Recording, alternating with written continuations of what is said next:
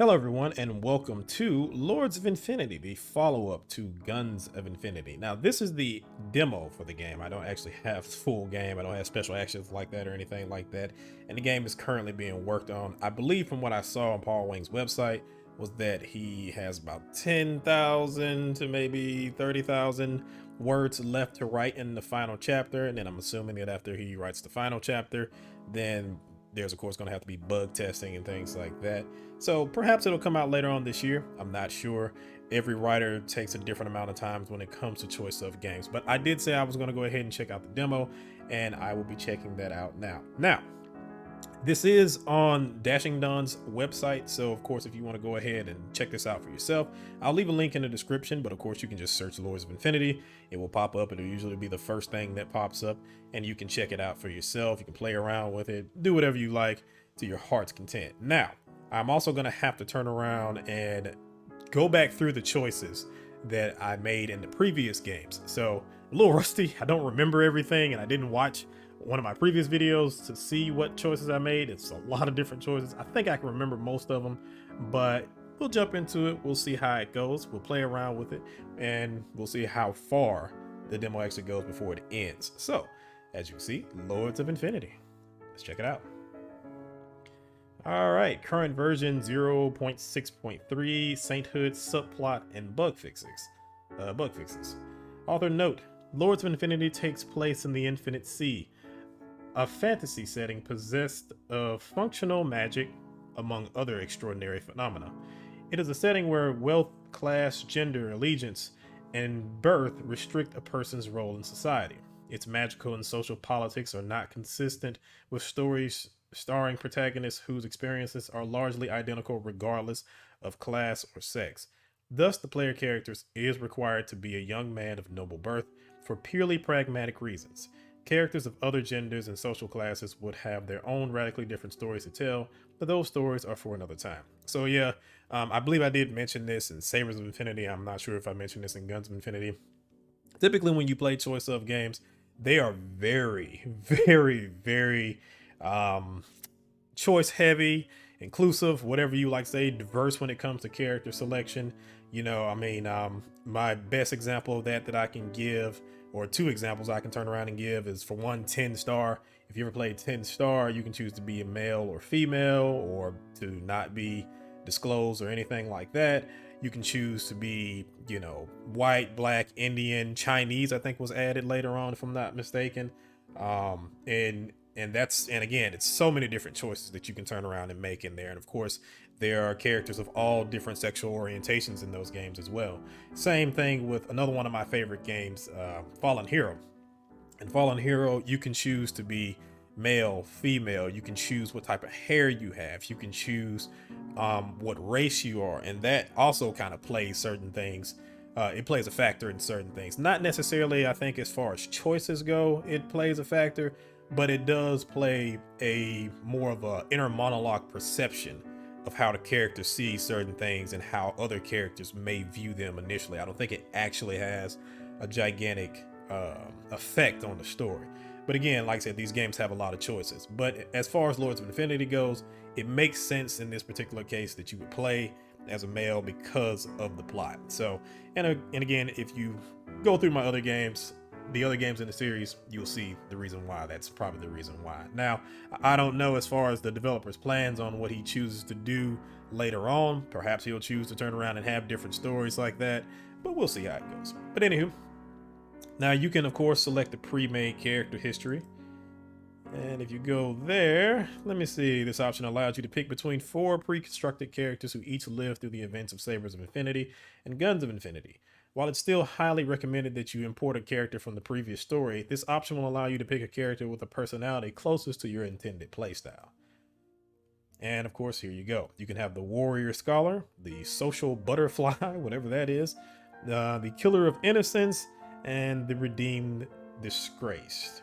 So I'm assuming that the Redeemed Disgrace is the one where you basically do all the wrong things, and I think at the end of the first game, you ended up getting recruited by Royal Intelligence, if I'm not mistaken. We never actually got to turn around and do that playthrough, but I think I've done it on one of my ones that I did in my spare time. It's pretty interesting. So And of course, each one has its own complete backstory. It gives you all the things that turned around and happened.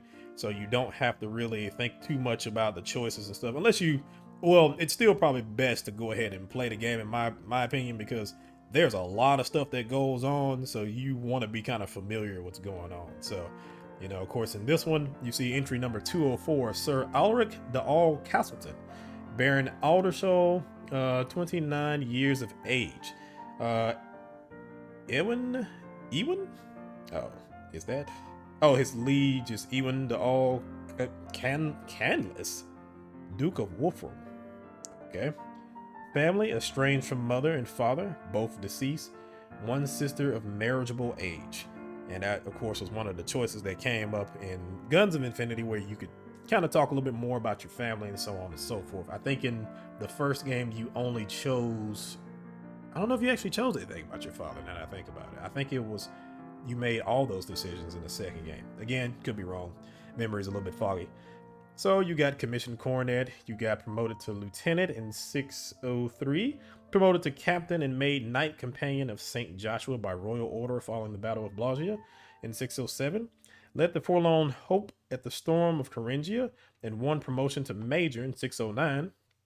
Purchased promotion to lieutenant colonel 613, currently on half pay. Now, again, this is also another reason why I would probably choose to go ahead and make the decisions or go back and just play the other games, because you can do a lot more as far as the choices, as far as the, awards that you've won and the other little things that goes on in the game. I'm not sure if there are actually any ones that, any of the kind of the smaller major decisions, if you want to call it that are going to be in these pre-made choices. For instance, funding the weapons research. So that's going to be probably a big thing in this game. So you probably won't see that in any of these decisions, or you may, but you don't get the full effect of it. So yeah, might want to go ahead and try and do that stuff yourself. Got the Griffin of Rendelware, and I got the Meritus Service Order. Lord Aldershall is the sort of man we want on our side, that is for certain. Someone who has managed to acquit himself so well at Blogia in both battles of Thuringia, despite being a self-admittedly middling orator and a poor fighter, is a man who knows how to use his head. Furthermore, his known reputation as a man of magnanimity and high-mindedness will serve well to combat any accusations of duplicity on our part. Aldershall is a known associate of the Duke of Canaris and his eldest son. He is considered to be friendly with both Viscount Hugh and Lord Marcus, younger brother to the Duke of Havenport. By all accounts, the men who served under him speak well of him, and his connection with Sir Cassius de All Casarosta, the Countess of Leon's Court's bastard, may prove useful, as Sir Caius remains in active service with the Dragoons. Of a more difficult nature would be Aldershall's known association with Sir Caius's legitimate stepsister, Lady Caterina de All Casarosta, a member of the Princess Royal's inner circle. It may become necessary to ensure she does not acquire undue influence over him and sway him to her own camp. I am given to understand that Aldershall is the heir to a significant family debt, as most noble houses of his sort are. We must take pains to ensure that no malignant force uses such an opening to gain power over him. Nonetheless, I'm confident that if Aldershall is dealt with fairly and forthrightly, he will see the justice of our cause. W. Now, in Lords of Infinity, we're back home. So the war is over. There's no, as far as I know, external threats going on. All these threats that we're going to be dealing with, it's going to be at home. We're going to have to manage our estates and so on and so forth. But that was just one example of, the things that you can turn around and do. I will go ahead and restart this so I can go ahead and choose my own decisions. And of course, you replay through everything. I think pretty much everything. So this option allows you to play through the major decisions of Sabers of Infinity and Guns of Infinity. While it is still highly recommended that you import a character from Guns of Infinity, this option will still allow you to make most of the major decisions that will go on to affect your character in the Lords of Infinity. So yeah, there are going to be some decisions that are not in there, but for the most part, everything will be in there. All right. The polished oaken doors to the Cortez chamber looms over you as you pace back and forth across the marble floor of the entrance hall. The soft soles of your too tight court shoes making barely a whisper as you try not to look like you are listening to the muffled murmurs in the chamber beyond. Two men stand at the doorway, one to each side, each wearing the burnt orange coats of the Tierran infantry and the tall bearskin shakos of the Artorian Grenadier Guards. Neither of them seem particularly fooled by your act.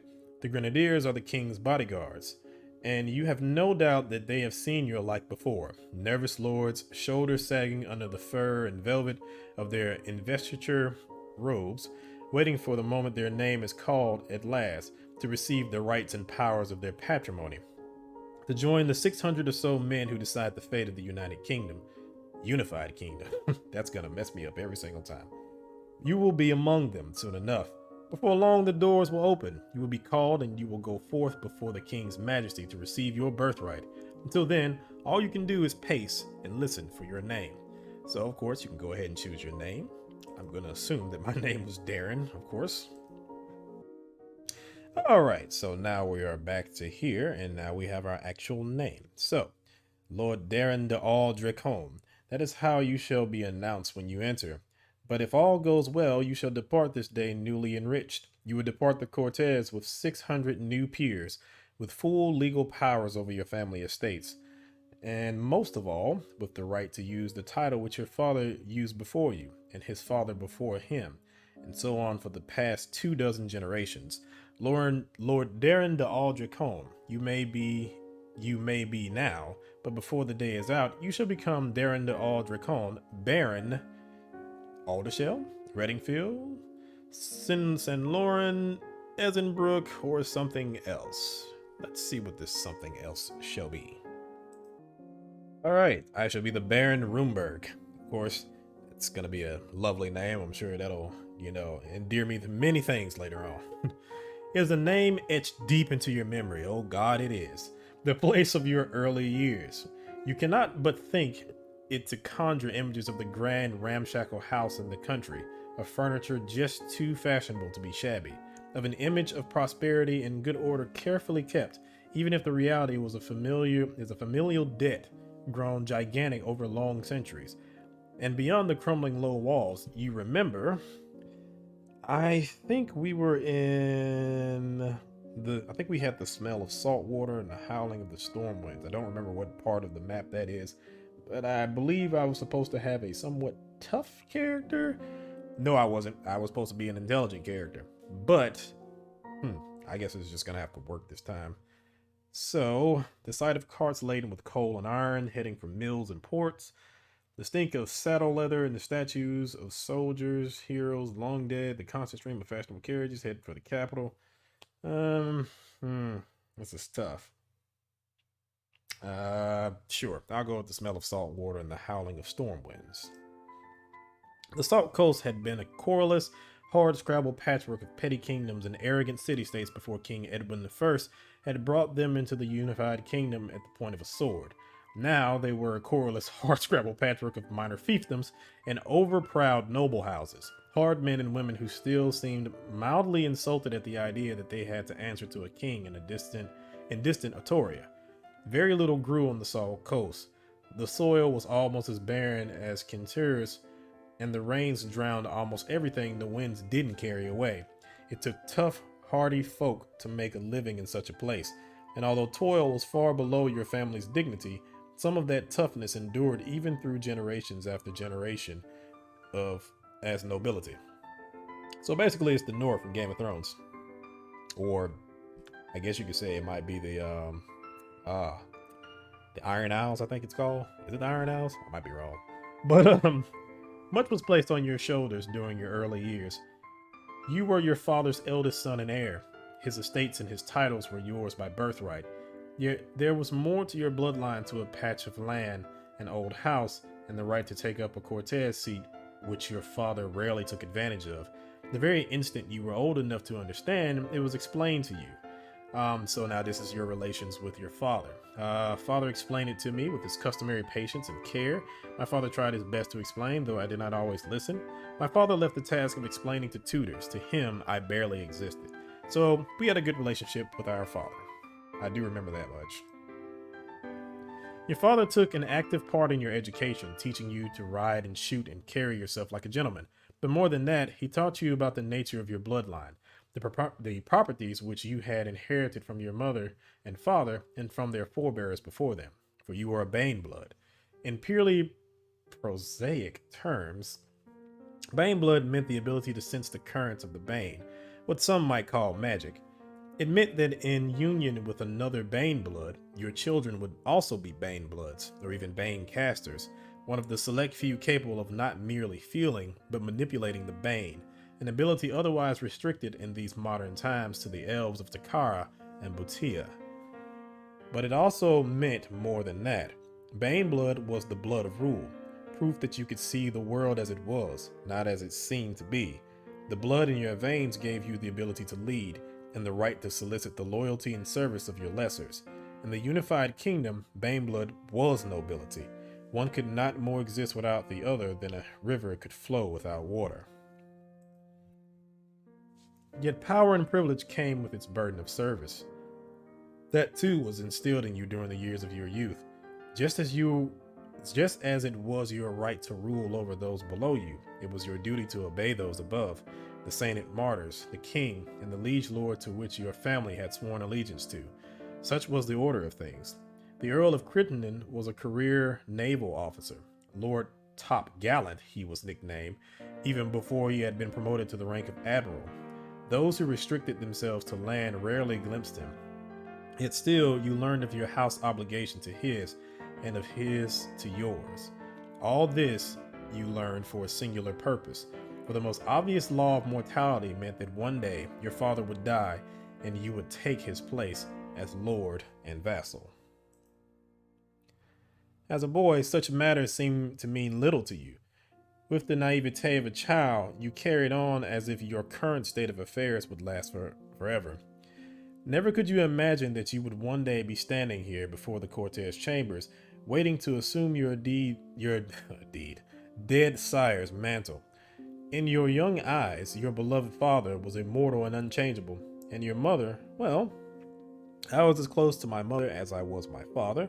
I did not love my mother as I did my father. As far as I was concerned, my mother barely existed, or a mother's death was my first experience of mortality. Let's see. I do remember being close with my mother. However, due to certain decisions later on, it makes me pause in this decision.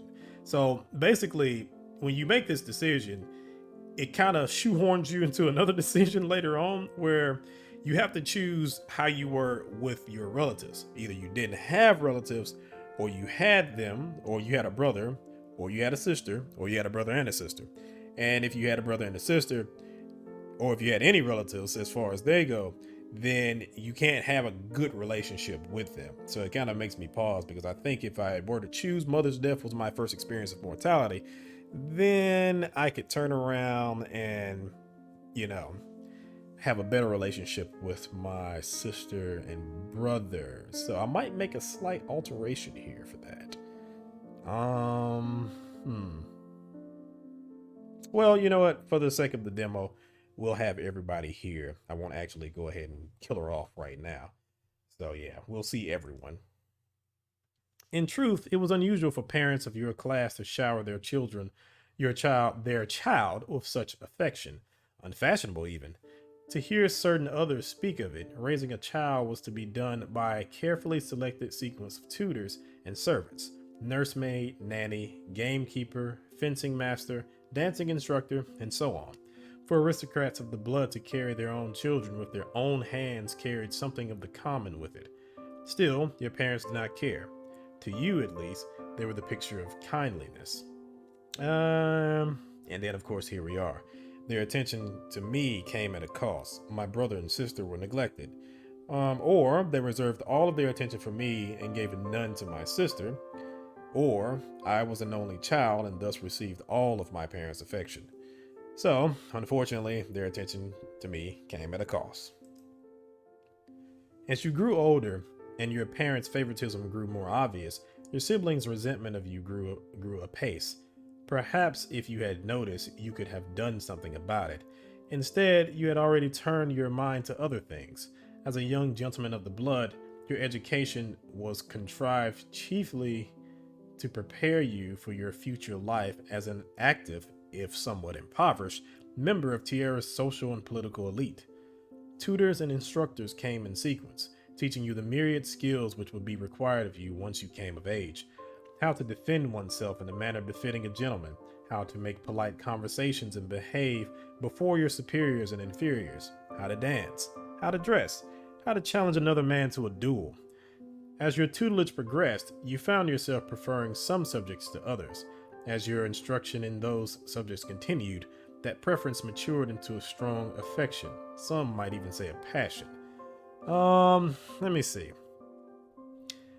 I think in the more successful playthrough I had, I think I chose to forgo the martial discipline. I think I did more of the academic stuff. I think that was actually the least good thing that I had, because it seems that martial is kind of one of those iffy ones.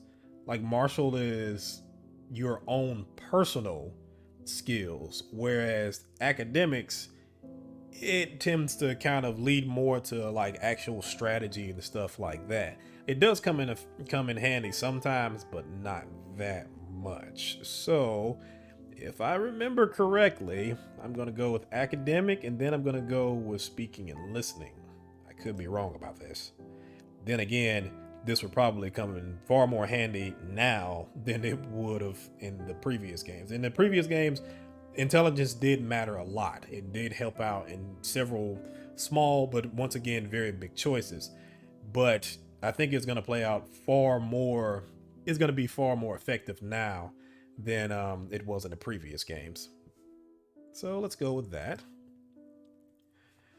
Your father's library was not an impressive collection by any standard. It existed more for appearance than any practical purpose. And I'm just making sure this stuff is still recorded over there. It was a room never given much attention, the contents of its shelves rarely touched except by the maidservant's duster. That was until you got into it. By the age of 12, you had read every book in that room, To Care in History and the Life of St. Joshua, the Taxonomy of Birds, and Key Philosophy. You had devoured it all, and still you hungered for more. At least one of your tutors suggested that you be sent to the Royal University in Atora, but your father, with sadness in his eyes, knew that such a thing was out of your reach. The university was for the sons of richer men, of those destined for the civil service or the order aspirant, not the child of a country baron. You had cried yourself to sleep that night, thinking that you would spend the rest of your days doomed to learn no more than you already had. The saints would have other plans for you. In the summer of 601, King Edmund, whom the wits had called Ironrod, died, leaving his son Miguel as king. Tierra was now ruled by a 16-year-old boy of no established talents and uncertain mettle. The League of Antar, seeking redress for a myriad of insults and offenses, real or imagined, took the opportunity to declare war, with the intent of reducing Tierra to a state of vassalage. Antar was one of the great powers of the Infinite Sea. Tierra was a third-rate realm at best.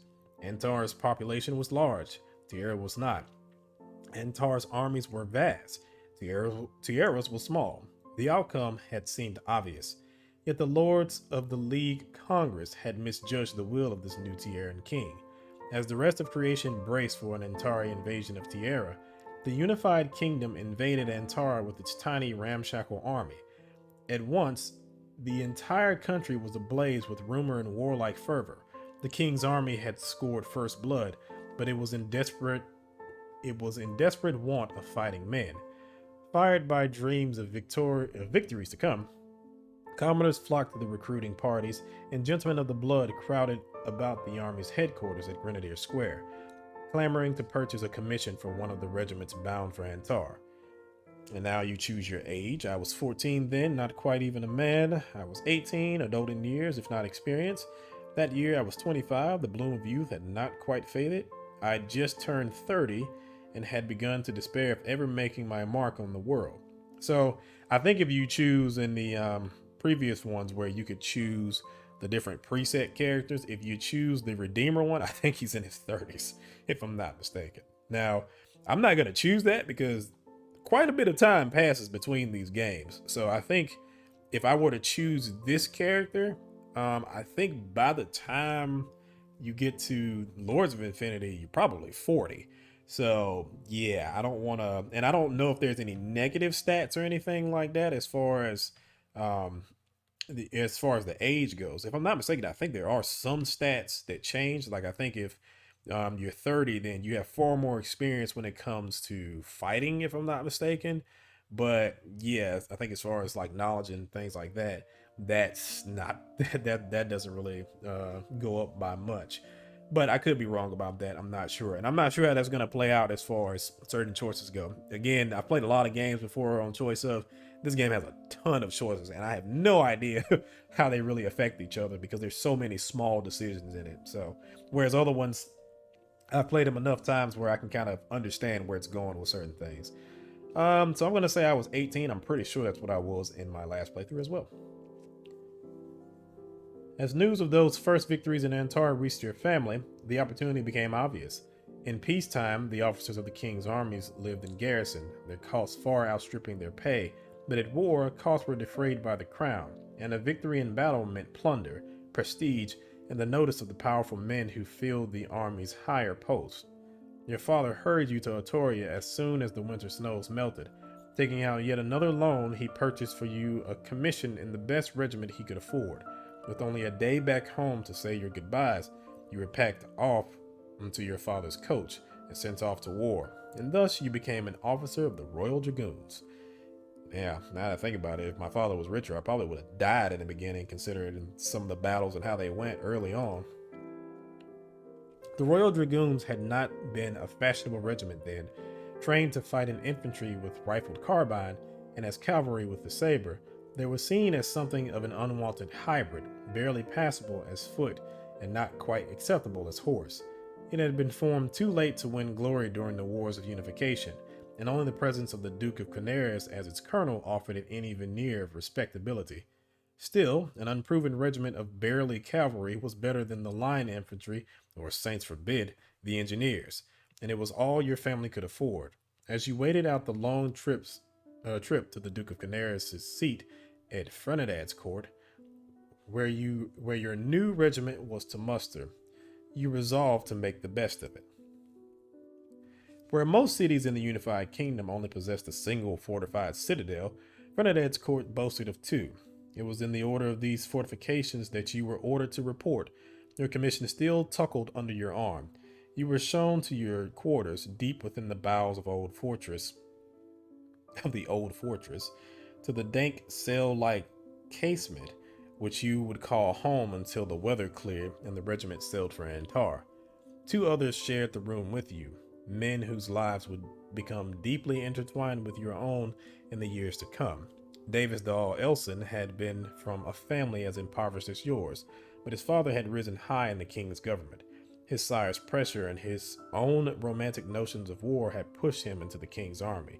Half frightened and half enamored of the great things that were expected of him, he continually challenged himself to meet expectations which his mediocre talents as a soldier could not hope to match.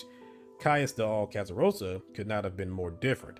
Far from a golden child, his very birth had been a crime, for he was a death-born bastard, the result of a union between an aristocratic mother and a commoner father, Bane blood soiled by yeoman's seed. His mother had died for her transgression, and her husband, the powerful Earl of Leon's Court, had raised the resulting residue as his own. Residue, good God. In defiance of honor, reputation, and sense. Wait, that's kind of confusing right there. So his father was a commoner. Oh, okay. I was confused there for a second. His mother cheated. Okay. Kind of had me confused there. All right. Let me see. From such tangled roots, Casarosa had grown hard and unfeeling, a boy who was subject to the contempt of all around him and knew it. His skill with saber and pistol were second to none, but the circumstances of his birth made him mistrusted by others, and his cold attitude justified their mistrust. Naturally, the two despised each other, and it soon became aptly clear to you that barring a miracle, You would have to choose one boy's company over the other. I befriended Elson, the well-connected romantic. I sided with Kazarosa, the cold-hearted pariah, or I tried to reconcile them somehow. Um, I'm pretty sure I did not reconcile them. Um, and I'm pretty sure I sided with Kazarosa because I believe, if I'm not mistaken, the strategy that I took in the first game was that while I did choose the more intellectual side of the character, I think I chose to be friends with Kazarosa because it boosted some of my marksmanship stats and stuff like that. So it kind of helped me with that. So I'm going to side with Kazarosa. Kazarosa was a hard man to befriend, if you could indeed call what possessed betwixt you friendship. Betwixt, okay. You did not know if he had ever known its like before, having been more or less barred from the society of the officers' mess by his birth. Despite your attempts to introduce some sociability into his character, the Deathborn seemed to spend every waking minute in preparation for the battles to come, as if he was less a man holding a weapon than the weapon itself, as if nothing else mattered. Perhaps nothing else did to him. The only time he was not in the drill yard was when he was in the chapel, praying to the saints for guidance with a fervor which had long since fallen out of fashion among the unified kingdom's Bane blood classes. He was the instrument of their will, he once explained to you, and since the circumstances of his life had made him nothing more than a weapon, he felt the nature of their will to be obvious. It was not an explanation you fully understood then, but in time, you would realize how lucky you were to get one at all. Alright, opportunities for idleness grew shorter as the days grew longer. Unlike most regiments in the king's army, it appeared that the Duke of Canaris had expected his officers to possess at least a modicum of training. To ensure that you and your fellow subalterns knew what you were about, the Duke had ordered a regiment of physical and mental exercises, a process which occupied you and your fellow junior officers for much of that spring. The curriculum was a rigorous one. In the mornings, training with the saber, pistol, and carbine. In the afternoons, lectures on cavalry tactics, organization, and command exercises. Only in the evenings were you set free of your exhaustive training. Alright. I guess I don't have to focus on studying the academics of war because I'm really, really smart. Yeah, what are my stats as far as that goes? Oh, I can't see them right now. Let's see. I will force myself to be more sociable. I'll do that last. I wonder why I can't pick that. It's interesting.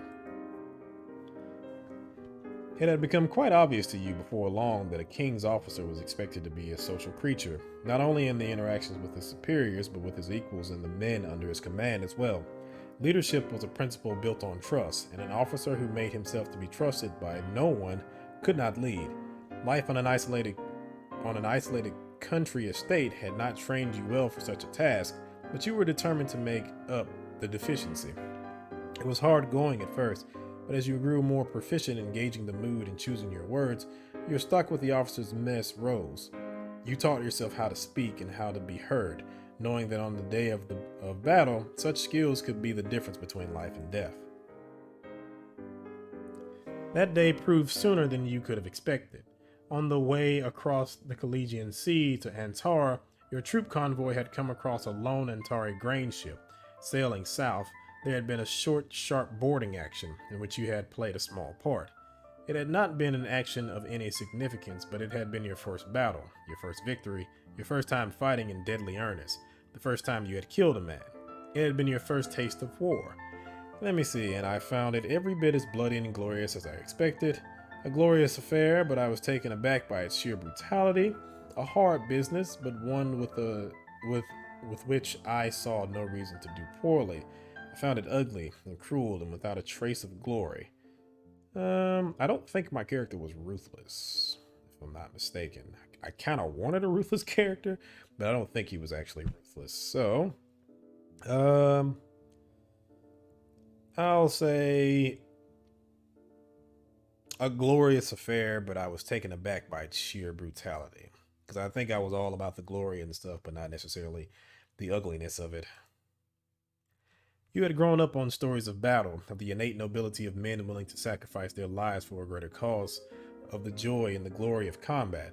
There had been glory enough that day on that pitching deck. Though the outcome had never been in doubt, a thrill ran through your limbs as you fought with a saber in one hand and pistol in the other. But it was not the orderly, gentlemanly affair which you had been taught to expect. There was no nobility in it. Battle was an ugly, ragged, messy thing. Men did not die composed and dignified as they did in the stories, but as broken, shattered tangles of crushed bodies and shattered limbs. Yet in the end, when you stood over your vanquished enemy, you had felt a swell of pride in your breast, a sentiment which not even the sight of slaughter around you could quash. You went to bed that night, half thirsting for fresh glory to come and half repelled at the very thought. It was only when you arrived in Antar that you began to make sense of it. Your unit had been assigned to a distant outpost, isolated from any reinforcement and well ahead of the main army. Its commander was the wealthy and well-connected Viscount Wolfswood, a grenadier officer who saw no contradicting betwixt the glory of war and its ugliness. Wolfswood was a man who would do the utmost to secure victory, leaping into battle with total abandon only to treat his enemies with the greatest consideration the instant he surrendered. The two of you accomplished great things in the first year at war, ambushing and capturing Antar, a force 5 times the size of your own. For your part in the battle, you won the Griffin of Rindleware, Tierra's highest award for gallantry. In Wolfswood, a thirst for glory and a basic decency existed in perfect balance. By advice and by example, he helped you make sense of the war. You became his loyal you became his loyal protege, and in recompense, he secured you an early promotion to lieutenant. You still feel his loss keenly. So yeah, you can't change his death one way or the other. I don't know if I actually got this the last time, but c'est la vie. For 5 years, the war raged on. The king's army under the Duke of Wolfram won battle after battle, but Antar was a vast land, and the defeated remnants of one army simply reformed as the nucleus of the next. The Tierran position, initially so promising, deteriorated with every passing campaign season. You had been reunited with your regiment upon your promotion to lieutenant. Appointed the commanding officer of a troop of 40 men, you found yourself serving beside Casarosa and under Elston, whose high connections had pushed him into an unwanted and likely undeserved promotion to captain. The three of you did your part as best you could, serving as the scouting elements of the Duke of Wolfram's army, ready to skirmish with the enemy if necessary. Yet nothing you or your fellow dragoons might do could disguise the fact that Tierra was losing, that the unified kingdom's reserves of treasure and willing men were almost depleted, and that what little patience the king still had with his commander-in-chief in Antar was quickly running out. His time running out, Wolfram concocted a plan to end the war. As the Antari marched south once again with the largest army they had yet assembled under an untested general, Wolfram meant to confront them in open battle and not just merely defeated them, but utterly annihilated them. Then, pressing his advantage, he would advance north into the heartland of Antar and shock the League Congress into a peace. The site he chose for this battle of annihilation was a wide clearing just north of the town of Blagia. Blagia was a disaster. Wolfram had misjudged the mettle of the Antari commander. Prince Mikhail of Korbirid was untested, but he was also a man of tremendous personal courage and some tactical skill, enough for him to personally lead his heavy horse through a supposedly impassable forest and smash Wolfram's own thrust. Let me see, I covered myself in glory that day, leading a diversionary attack to let the army escape. I ended that day a hero, holding a position against near impossible odds. I faltered. When I saw the odds turning against us, I ran. Yeah, I think if you do this decision, I think one of two things happen. I think one of them, you get captured by royal intelligence and they blackmail you into basically working for them.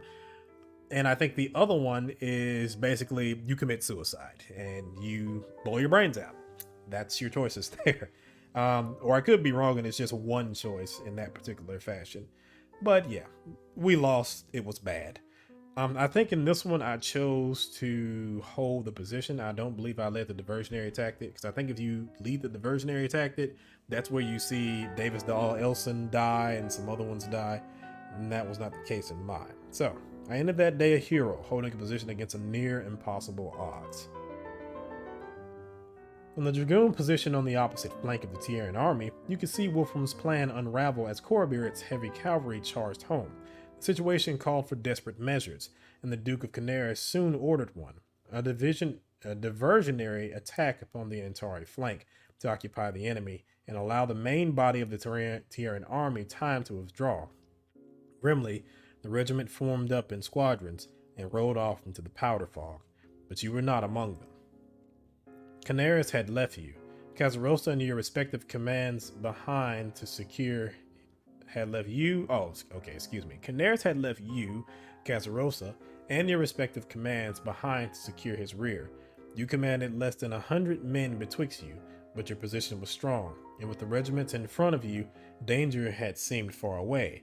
The Antari had other plans. Somehow, a force of enemy light cavalry had gotten past the rest of the regiment. Seeing a prime opportunity to pierce the flank of the Tierran line, they bore down on you on your outnumbered dragoons.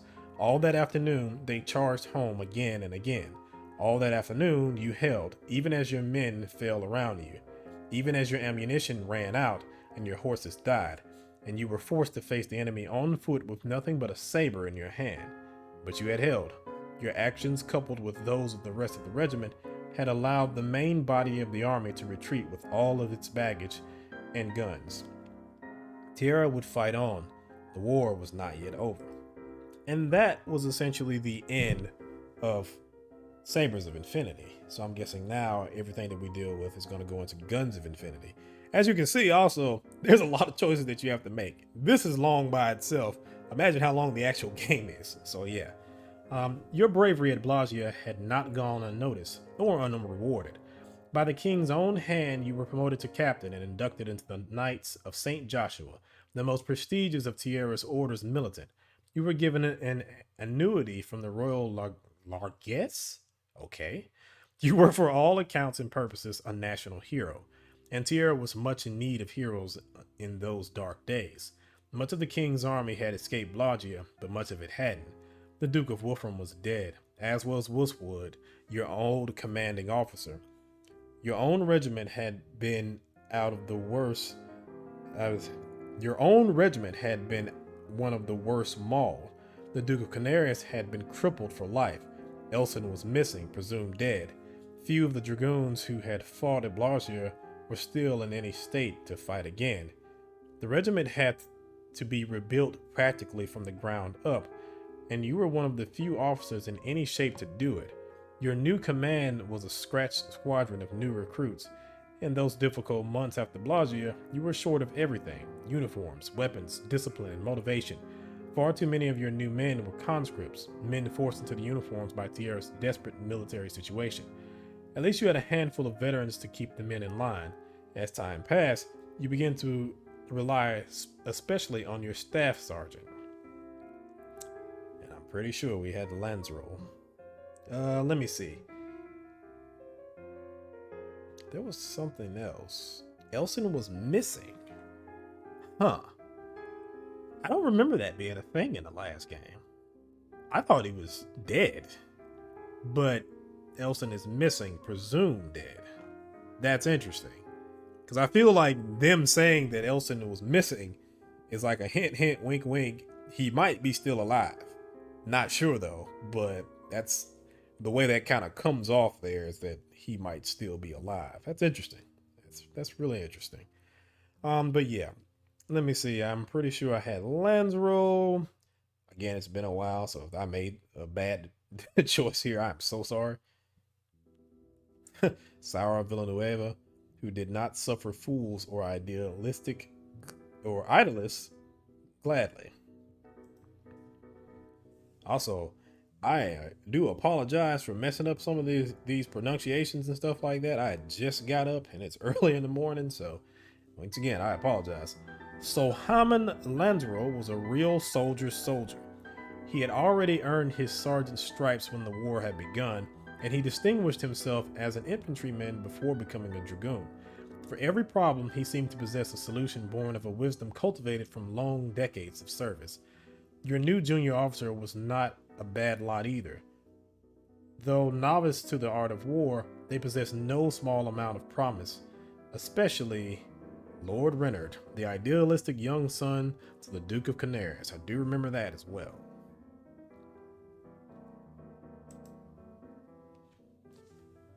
Lord Reynard de All Findlay was more than just the heir to the Duchy of Canaris, but he was also groomed to succeed his father as Colonel of the Dragoons.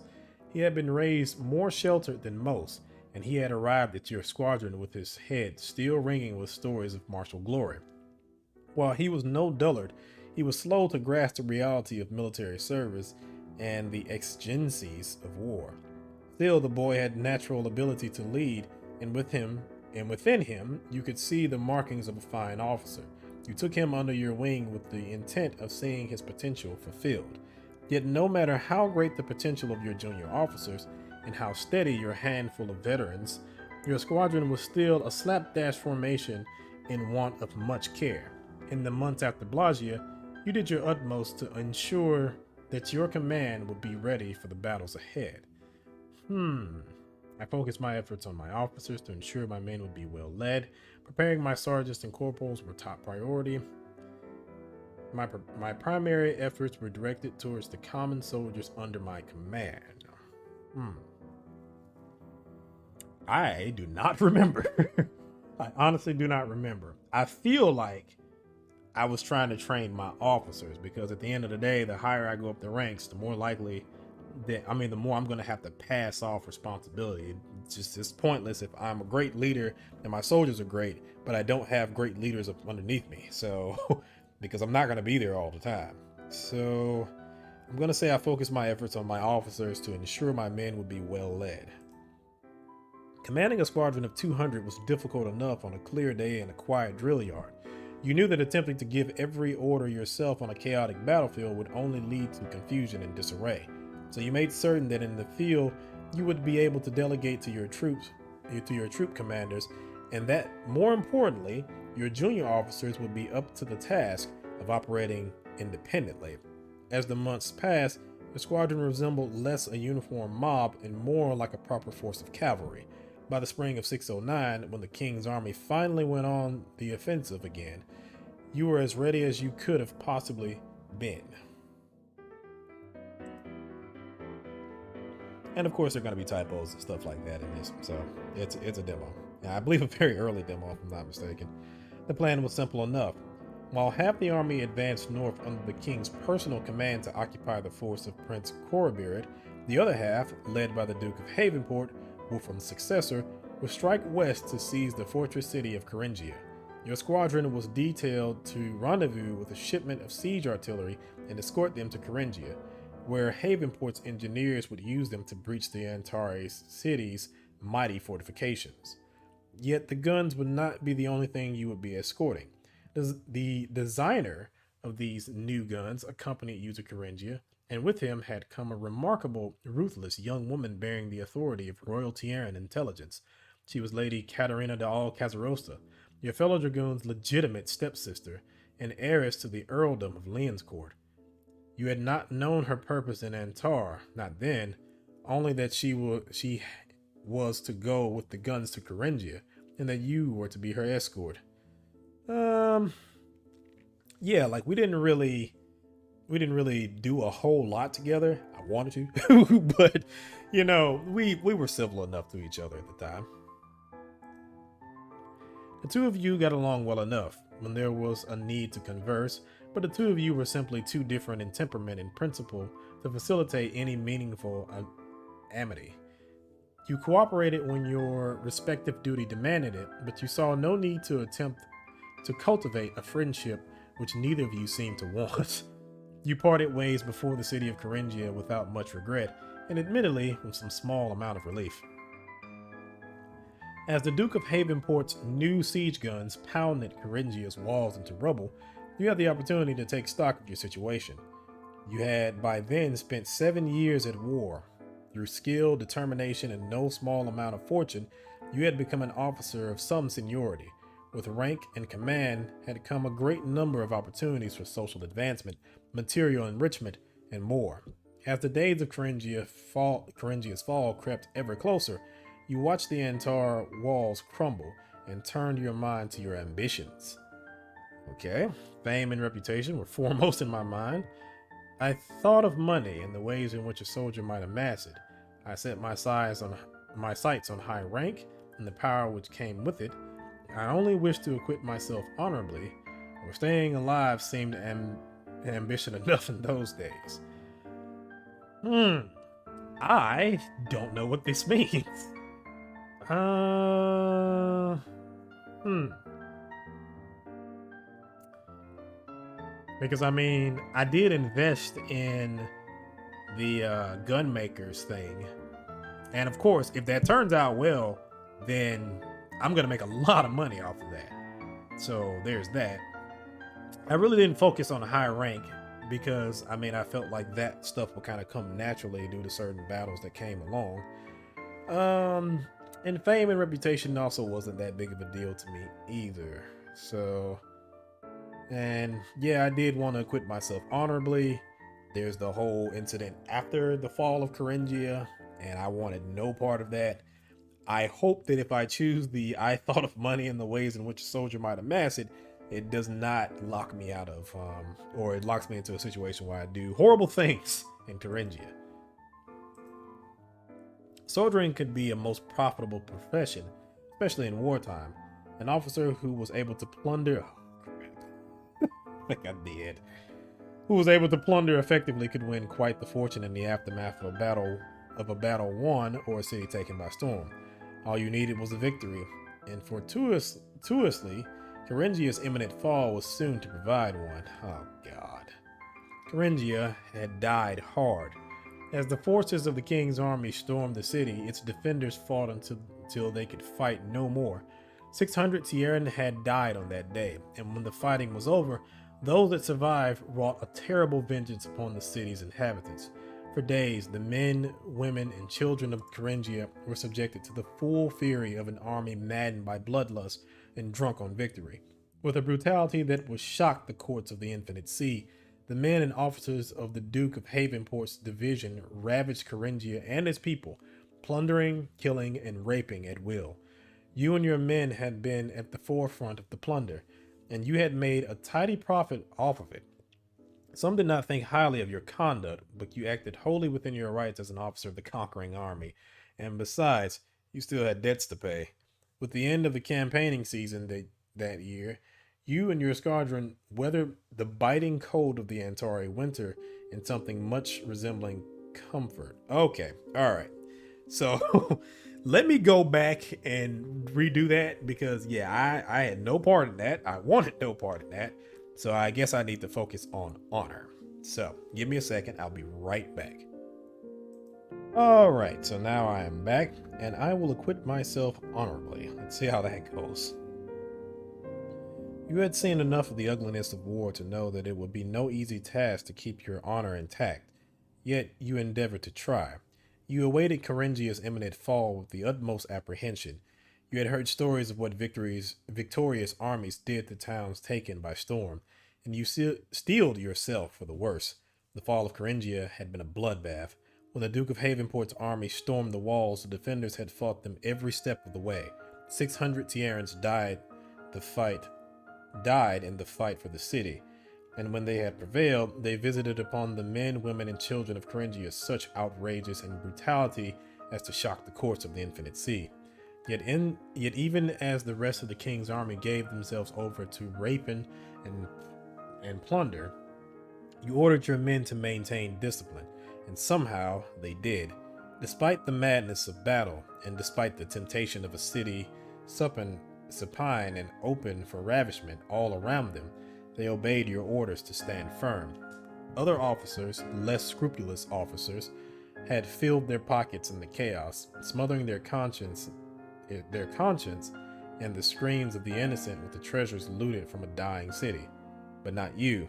You still had your honor, and that was enough. With the end of the campaigning season that year, You and your squadron weathered the biting cold of the Antari winter in something much resembling comfort. Ensconced behind strong fortifications and living off an abundant stockpile of supplies, you had time to turn your mind to matters of society. In many ways, the officers of the king's army were a heterogeneous lot. All Banebloods you might have been, but few were the places outside the army where professional standing meant as much as one's rank in the peerage, where the untitled sons of the lower nobility could work alongside, and at times even give orders to earls, marquises, and dukes. In peacetime, the cost of maintaining an officer's commission and command would have been far out of your reach, but in a time of war, with costs defrayed by the crown, you had a golden opportunity to associate with your betters and create lines of credit that you could draw upon once peace came. Okay, I sought friendship of my fellow officers of superior social rank. I sought out unconventional company, mavericks, adventurers, and reformers. I kept my eyes open and found myself an unexpected, powerful ally. I had no need for social climbing. I drew closer to my old friends and subordinates. I would probably say I didn't do this.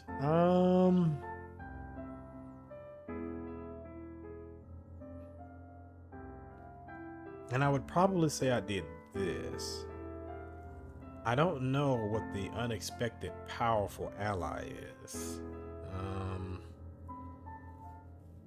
Unless it's Katarina, which would make sense. Or it might be that other lady. But I thought she was one of the reformers. I can't remember what her name was, but there was someone else that we met. And I believe she was the daughter of a noble, and she wanted to have reforms and stuff. We spoke to her, we rode in the carriage. I'm not sure, but that could be a thing. So I'm gonna go with the unconventional company, mavericks, adventurers, and reformers, because we do want to reform the empire.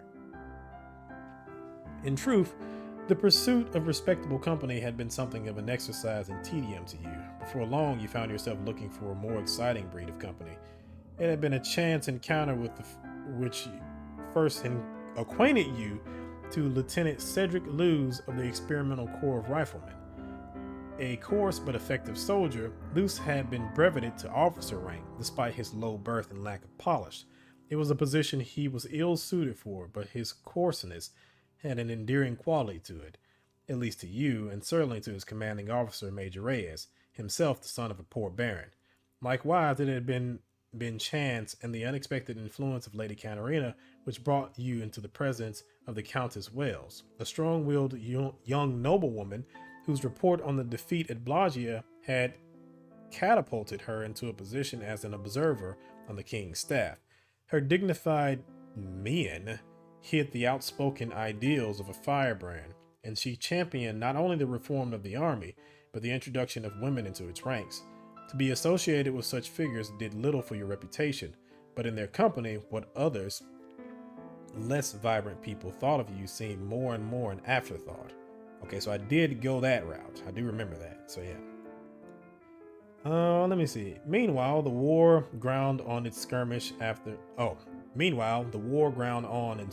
skirmish, an endless dance with a beat set by cannon fire and steps made in blood.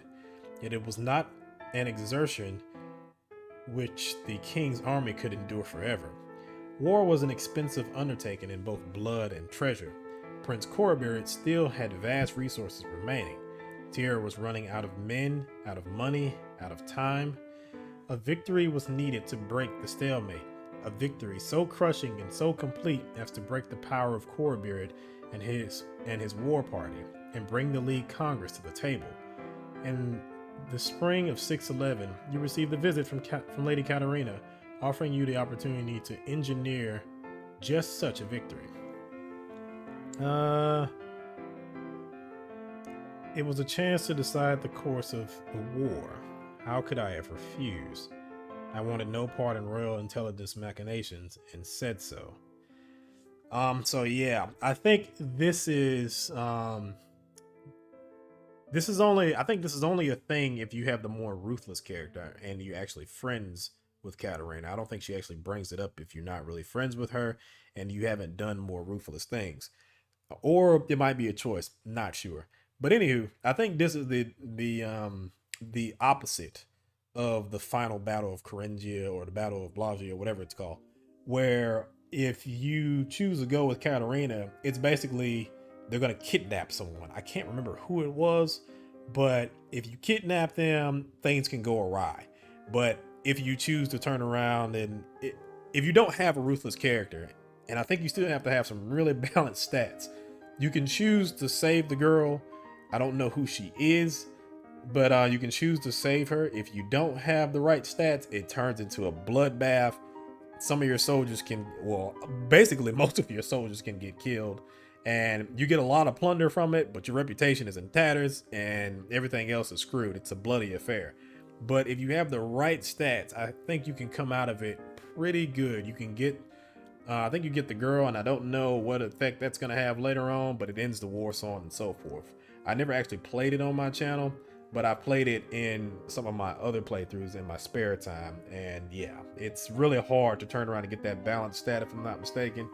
But yeah, I'm going to say I wanted no part in Royal Intelligence Machinations and said so, because I'm pretty sure I just fought in the battle. Lady Katarina took the news well, though you must suppose she had been somewhat disappointed in your answer. To this day, you remain uncertain as to the exact dimensions of Royal Intelligence's schemes. All you know is that it worked. Corbeard marched on Caringia with all of his power. The king's army combined its division, using barges to float detachments down the river Karen and digging in before the Antari could come within striking distance. The Duke of Canaris had command of the rightmost flank. Burdened with the command of an entire brigade, he entrusted the direction of the dragoons to you. Temporarily breveted to the rank of lieutenant colonel, it was you who led the regiment on the field of battle that fateful day. You remember that day well. As you watched from your position near Canaris' headquarters, Prince Corbeard's army dashed itself to pieces against the Tierran line. Yet with every repulsed attack, that thin line of Tierran orange wore yet thinner. The Antari seemed inexhaustible, the next wave marching over the broken bodies of their predecessors. Soon the Antari were breaking through everywhere, and your dragoons were the brigade's first and only reserve. You remember vividly the sour taste at the back of your mouth, the dread at the pit of your stomach. You remember the gallopers, their eyes desperate, each of them pleading for help.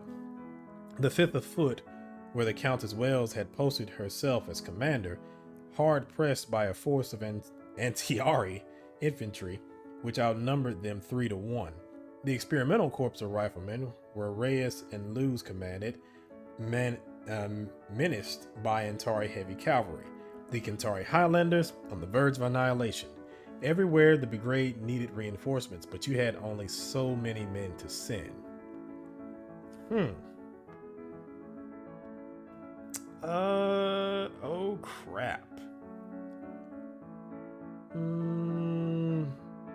I don't remember what I chose, and I feel like this is a fairly important one. Give me a second, and let me see what I actually did choose.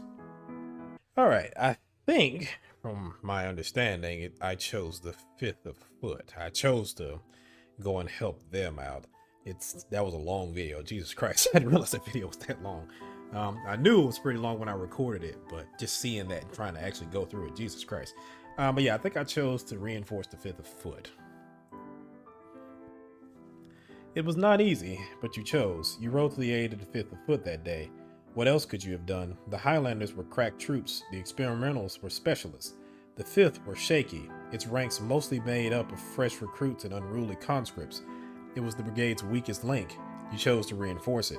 Any sensible man in your place would have done the same. And yet, you doubt that it's much consolidation for those you left without aid or support. The Kentari Highlanders suffered badly on that day, losing half their number, including their lieutenant colonel. The experimental corps was all but annihilated. Major Reyes lost an arm, barely escaping with his life. Luz was less lucky. Yet even as the army began to break apart under the strain of Corbeard's attack, the Duke of Havenport's plan came to fruition. Supported by the massed guns of the Northern Fleet, the cavalry brigade landed on the coast of the Antari flank, and rolled up the whole of the enemy line. Corbeard's army collapsed utterly, the man himself only escaping capture by the narrowest of margins. The Second Battle of Caringia was the battle that would break Corbeard's power and turn the tide of war in Tierra's favor, the most glorious day for the Tierran arms in the unified kingdom's history. 2 years of hard campaigning followed. As the king's army drove further and further into the League's heartland, there were no more great battles, but the war was far from over. A skirmish with the enemy cavalry here, a nighttime reconnaissance there. There was still more than enough ways to get killed, but there was also ways to gain as well. To be an officer in an advancing army was a profitable station, and you did as well as any other man in your position, amassing yourself a small fortune in plunder, enough to buy a promotion to major, and more besides, gathering yourself a sizable fortune through plunder. But such a state of affairs could not last, nor did they. Without Prince Corbeard to lead them, the Antari no longer had the stomach for fighting. At long last, they called for negotiation. From across the sea, the Takarans were invited to broker peace. The arrangement that resulted satisfied no one, except perhaps the Takarans. Antar lost much in prestige, but the unified kingdom gained little save for empty promises of reparations and non-aggression. The Takarans wished to maintain the balance of power in the northern kingdoms.